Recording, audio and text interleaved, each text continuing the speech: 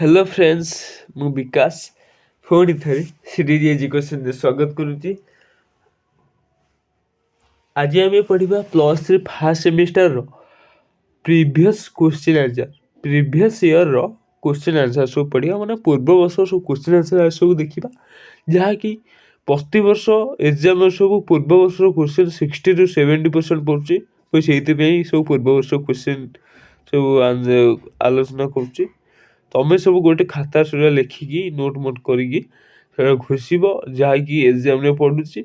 Okay घोषिब main लेखा प्राक्टिसटा कर main लेखा प्राक्टिस 30 पेज मिनिमम मैंने 20 पेज रु 25 पेज भाया लिख आउ कि दरकार नहीं मार्क पूरा थुआ हम तुम पाखे।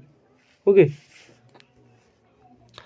देख 80 मार्क पड़ो तुम फास्ट 20 मार्क इंटरनाल हो 80 मार्क पड़ो तुम।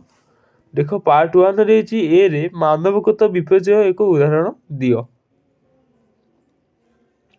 एटा हला तुमरे एईसीसी ईवीएस क्वेश्चन आंसर जोटा कि प्लस थ्री फास्ट सेमिस्टर रे प्राय जति प्लस सेमिस्टर फास्ट ईवीएस अछि।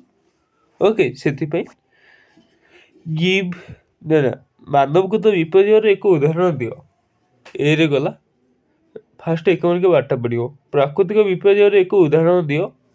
2 3 रेला कलेरा केउ प्रकार रोग उदाहरण। 4 प्राकृतिक विपर्य बेले जनसाधारण को सतर्क करने जोगाजोग साधन कौन। ईला क्या सबुज बलय गैस रूपे ग्रहण कराए। एफ ओजोन स्तर गुरुत्व कौन। जी है भारत रे जनसंख्या वृद्धि एक सामाजिक कारण दियो। एच जनसंख्या वृद्धि एक अर्थनैतिक कारण उल्लेख कर। आईरे रही परिवेश सुरक्षा आईन 1986 मुख्य उद्देश्य कौन थिला तापर लेख। जेर मृत्तिका क्षय रोकवाई क्यों पदक्षेप नि पारे। केर सर्वाधिक जैव विविधता क्यों जंगल देखा जाए। एल दैनंदिन जीवन शैली रोग कहले कौन बुझ। से इकोनॉमिक 16टा देती तुम 12टा कर।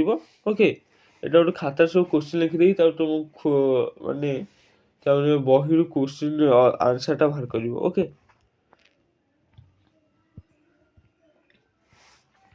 पार्ट 2 रे 2 मार्क 8टा कर। आलोक प्रदूषण कौन। बी रे पृथक व्यासर आवश्यकता कौन। सी रे जलमंडल कौन।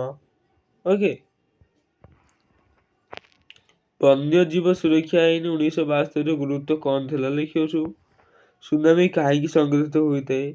मोटर यान जनित प्रदूषण कौन। परिवेश गुरुत्व कौन। नाइट्रीकरण कौन। वज्रपात सुरक्षा पाइबा किपरि।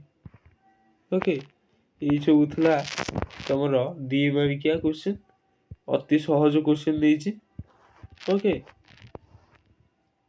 प्रतिरोधक शक्ति कहले कौन जोटा कि तुम इम्यूनिटी पावर। ओके अति सहज क्वेश्चन किसी हार्ड ना। पार्ट 3 रे देछि जोटा कि 75 वाला लिखिबो हैला।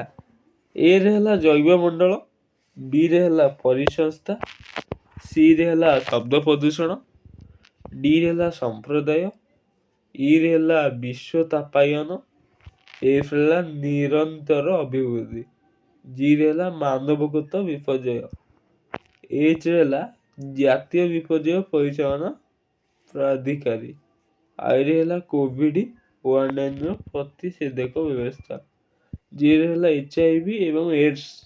ओके के रे हला जनसंख्या वृद्धि नियंत्रण पर पद्धति। ये सब 3 मार्किया क्वेश्चन 12टा देछि तुम 8टा करू। ओके लास्ट को आइला तुमरो पार्ट आईवी रे लॉन्ग क्वेश्चन। अंगारक चक्र महत्व वर्णना कर। ए बी है शिल्प प्रदूषण कारण प्रभाव और नियंत्रण उपाय गुड़िक उल्लेख कर। ओके शिल्प मीन्स प्लांट।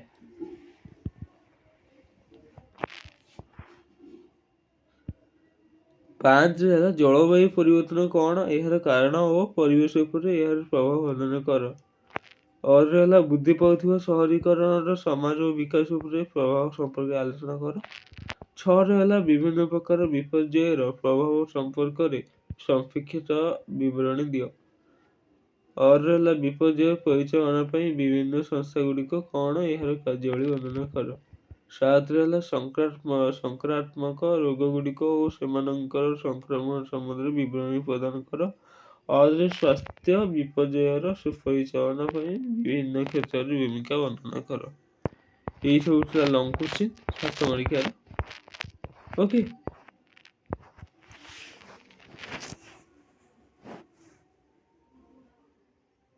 ଏଇଠି ଭିଡ଼ିଓ ସରିଯାଇଛି। ଜୟ ଜଗନ୍ନାଥ।